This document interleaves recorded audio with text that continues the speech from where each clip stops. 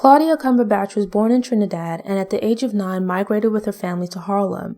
Over the next 10 years, she would endure several personal losses and setbacks, including the death of her mother due to harsh work conditions, dropping out of school, and contracting tuberculosis. The poor living conditions of her youth would not only affect Cumberbatch mentally for the rest of her life, but also physically due to lung damage caused by tuberculosis as well as a severe heart condition.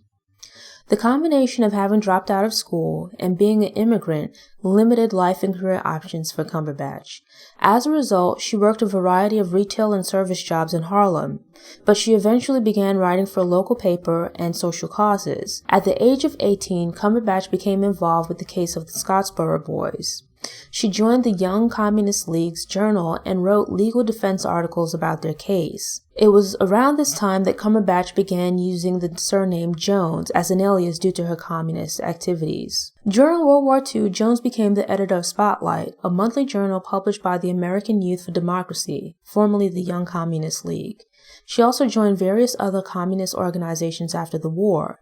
Her activities as a communist brought her to the attention of the U.S. government, and she was arrested in 1948 and again in 1951. Jones was charged with violating various acts by advocating for what was considered the overthrow of the government. She was convicted and sentenced to 1 year and 1 day in prison, as well as a $2,000 fine. At the age of 38, while serving her sentence, Jones suffered a heart attack, which was likely caused by the stress of her court cases. Despite serving her time and being a legal resident, as a foreign-born person, Jones still faced the possibility of deportation upon her release. England reluctantly offered her asylum as they did not want to deal with her possibly becoming involved with organizing efforts that were already underway in Trinidad. A group of supporters campaigned against her deportation while Jones was still imprisoned, but by the time of her release, Jones's health had deteriorated to the point where she would be unable to endure lengthy legal proceedings. As part of an agreement, Claudia Jones was voluntarily deported to England in 1955. Though relatively short, Claudia Jones would spend the rest of her life in England despite arriving in the country amid anti-immigrant sentiments. She again picked up the mantle of journalism as activism and launched the West Indian Gazette, a black newspaper that gave voice to London's Caribbean community.